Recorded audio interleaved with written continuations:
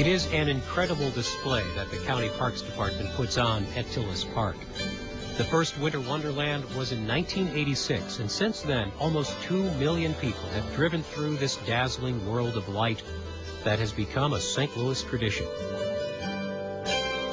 1 million light bulbs, so they say, estimated since no one would bother to count, 15 miles of extension cords, and if you laid the strings of Christmas lights they use end to end, well, one end would be in St. Louis, and the other end down in the Missouri boot heel. Obviously, this is not the sort of Christmas decorating project you want to leave till the last minute. For most of the year, all of the lights and wires and frames that make up the Winter Wonderland are stored in this shed at Tillis Park. The man who's in charge of it all, that is the setting up and then the taking down, is Rick Taylor. And everything obviously has to be labeled because definitely you wouldn't know what was what here. Yeah, it's difficult to tell what it is just looking at it until you get used to it. And we've got tags on everything that indicates what it is. Right. Cross-reference it with our charts and everything. Basically, we take a map of the park, and there are certain things that we keep every year. For the last 3 years, Diane White has been the chief designer of the Winter Wonderland display.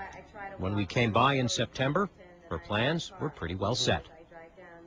We change it up every year, so it doesn't look like the same thing. We work with the same pieces. And then we've hidden a kissing couple underneath the shelter, so keep an eye out for them. Most of this starts about this time of year. We really get into it heavily first part of October. This is a road ornament.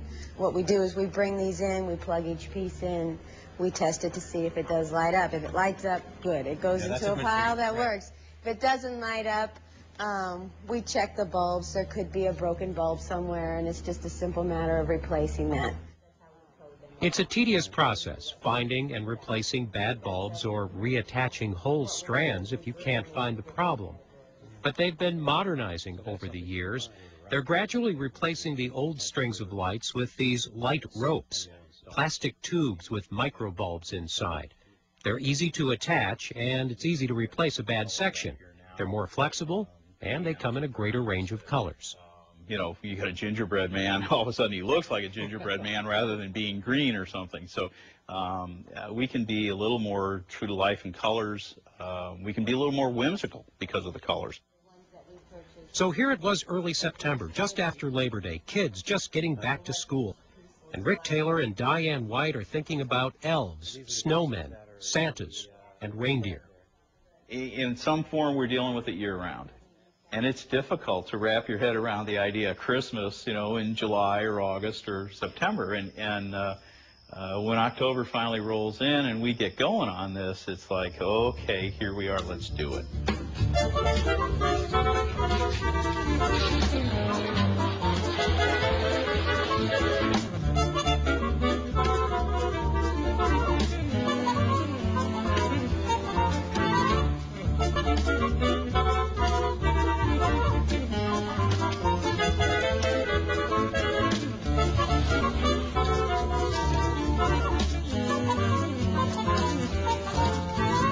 A couple of dozen county employees are called in from the various parks where they usually work to put together the Winter Wonderland.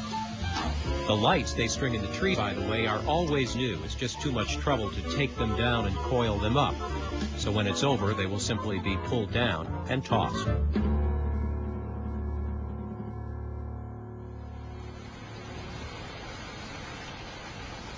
Five weeks after the setup began, the Winter Wonderland is pretty much ready for its Thanksgiving week opening.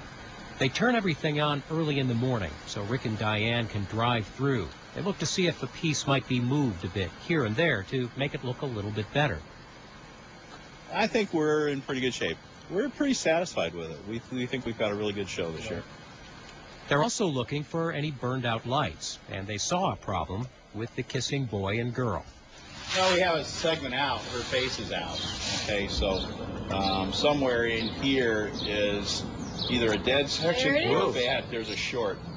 Okay, so it needs to be fixed right there. Yeah, I guess so. No problem.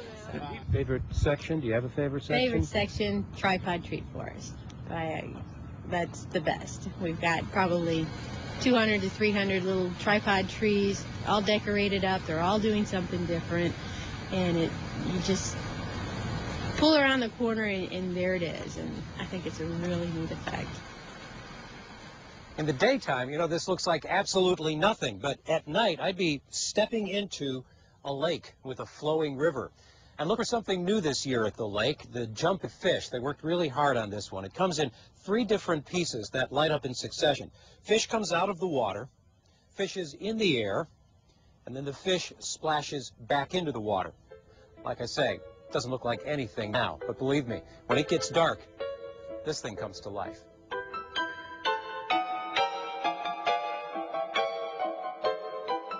A lot of improvements come from those who have worked on the Winter Wonderland over the years. County employees developed the carousel. Another one took on the gingerbread house this year as her project. The cost of all of this, about $300,000, most of it the labor, a third of it to pay the power bill. And yes, from time to time they do blow a fuse, temporarily putting a whole section in the dark. The admission and the fees and the sponsorships cover the cost of the Winter Wonderland. And then if there's any left over, and sometimes there is, it goes into the repairs and new stuff for next year. Every display I go, I don't think we can improve on the year that we're in. But I know next year we're going to come up with something really neat and everyone's going to go, wow, this is the best one yet. We need to get working on next year.